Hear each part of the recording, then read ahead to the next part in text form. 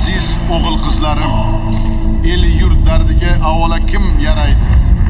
Albatta sizlar yaraysizlar. Yangi O'zbekistonning 3-renessansini kim barpo etadi? Albatta sizlar. Xalqimiz, vatanimiz sizlarga ishonadi. Sizlar O'zbekiston tarixiga oltin harflar bilan yozilayotgan buyuk ishlarni amalga oshirishga qodirsizlar.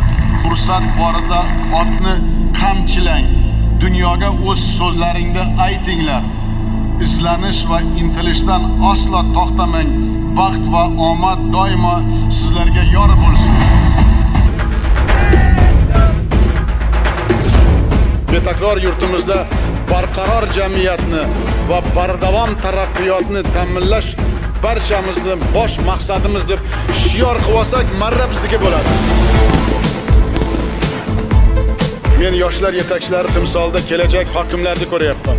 Vazirlarni ko'rmoqchiman. Yirik bank va kompaniyalar, davlat va nodavlat tashkilotlari, siyosiy partiyalar liderlarini ko'ryapman. Sizlar menga kuch bo'lib turishlaring kerak.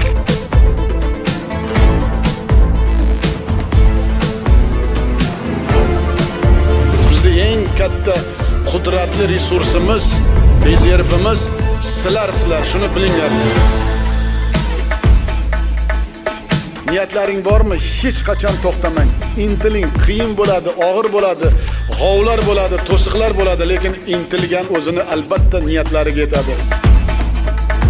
Har tomonlama erkin, ozod va farovon yashaydigan yangi O'zbekistonda hamda 3-renessansda bunyodkorlari sizlar.